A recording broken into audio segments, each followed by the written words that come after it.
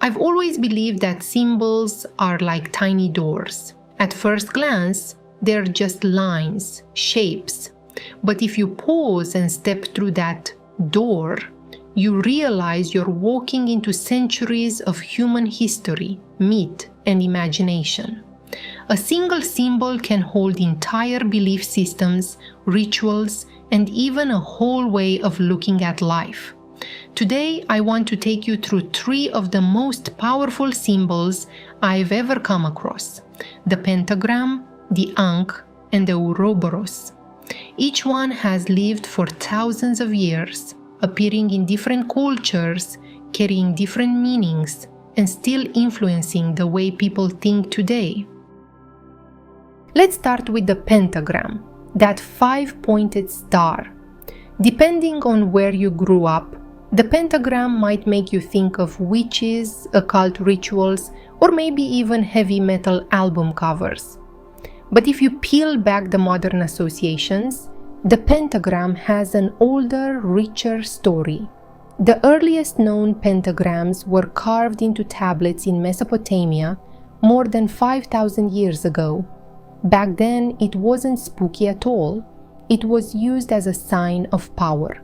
The Sumerians thought of it as a symbol representing the 4 corners of the earth and the heavens above. Later, the Pythagoreans, the followers in ancient Greece, saw the pentagram as a mark of perfection, of health, of the harmony between body and soul. They called it the pentalpha because it was like 5 interlaced letter A's. The star's proportions, if you draw it carefully, actually reflect the golden ratio, that mathematical harmony that shows up in seashells, flowers, even the spiral of galaxies. It's like the universe itself snuck its signature into this little shape. In the Middle Ages, Christians used the pentagram as a symbol of Christ's 5 wounds. You can actually find it in old churches and manuscripts. It wasn't until much later, during the 19th and 20th centuries, that the pentagram started to get its darker reputation. Occultists inverted it, turning the single point downward to represent matter over spirit, often associated with the goat-headed figure Baphomet. And from there, pop culture did the rest, cementing it in horror movies and novels as a kind of shorthand for evil. But to me, the pentagram is much older than all of that cultural baggage. If you stand with your arms and legs stretched out, you are the pentagram. You are that balance between earth, air, fire, water, and spirit. It's a reminder that we're not separate from the world. We're part of that sacred geometry. And honestly, whenever I draw or see the pentagram, I don't think of devils or demons. I think of harmony. Now let's move to something completely different in form, but just as deep in meaning: the Ankh, the ancient Egyptian symbol that looks like a cross with a loop at the top. You've probably seen it in movies about Egypt, or maybe hanging on a chain around someone's neck. The Ankh is often called the key of life, and it really was a key in a symbolic sense. If you look at Egyptian art, gods and pharaohs are almost always shown holding it, either by the loop or offering it to others. Sometimes the gods are shown placing the Ankh at someone's lips, almost as if giving them the breath of life itself.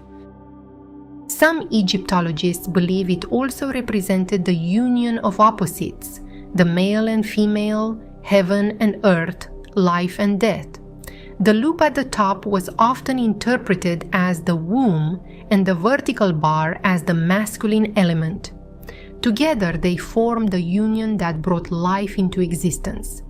In that sense, the Ankh isn't just about eternal life after death. It's about the continuity of life in all forms: birth, death, rebirth, creation itself. What's fascinating is how the Ankh traveled beyond Egypt. Early Christians in Egypt, the Copts, adopted it as the cross with a handle, and it evolved into the Christian cross we know today. Even in modern times, the Ankh keeps showing up. I've seen it in Gothic fashion, in spiritual jewelry, even in video games. It's like we can't let go of the idea that there's a key somewhere out there that unlocks the mystery of life. And then there's the Ouroboros. Of the three, this is the one that feels most mysterious to me. It's simple, a serpent biting its own tail, forming a circle. But the meaning is endless. The word comes from Greek, aura meaning tail, and boros meaning to eat. Tail eater. Sounds almost funny at first, but the idea is profound. The Ouroboros represents the cycle of everything. Life and death, creation and destruction, beginnings hidden inside endings. It's the circle that never breaks. The symbol also appears in Egyptian texts, where the serpent encircles the god Ra as he travels through the underworld, guarding him until the dawn. In Norse mythology, we find a similar serpent encircling the entire world in the sea, destined to release its tail at the end of time. Across cultures, the same image appears, the snake that holds the world together by eating its own tail. Now, if we bring these three symbols together, the pentagram, the Ankh, and the Ouroboros, you start to see a pattern. The pentagram grounds us in balance. It shows us the human being as part of a greater order, tied to the elements and the spirit. The Ankh opens the door. It hands us the promise of life, continuity, and creation. And the Ouroboros closes the loop. It teaches us that all of this is cyclical, that life and death are not opposites, but partners in an eternal dance. What amazes me is how these symbols, separated by geography and centuries, tell the same story, a story about balance, life, and cycles.